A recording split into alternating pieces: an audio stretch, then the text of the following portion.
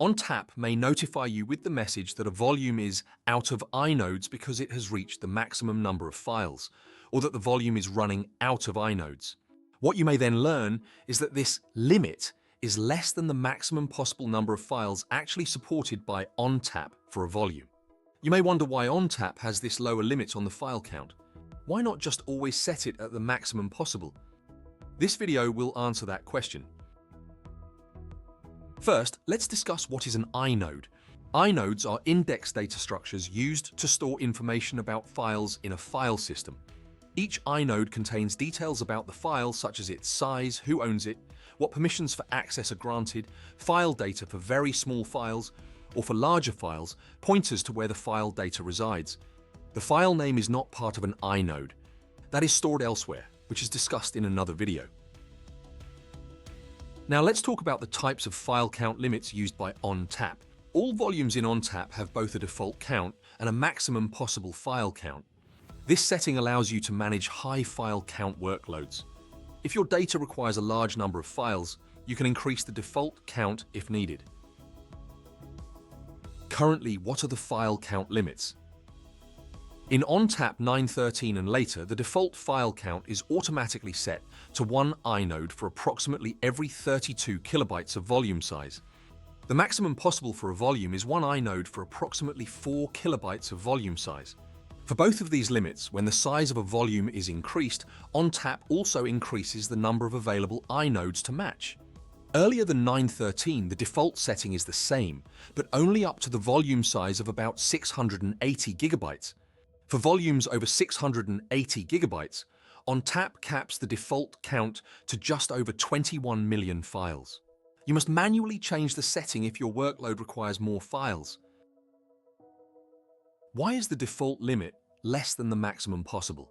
Why not just let the file count be as high as possible?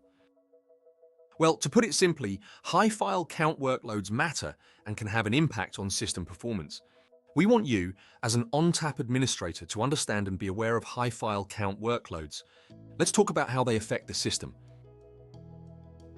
What happens when you run out of inodes? Without the default file count setting, when a volume reaches its maximum possible file limit, no more files can be created on that volume until inodes are freed or the limit is increased. In other words, this default setting allows you to increase it and then address and manage the workload if needed. If there wasn't a default limit, your options would be restricted to deleting files. Not a really desirable outcome. Very high file count workloads can potentially impact performance. How much and what kind of performance impact will you see?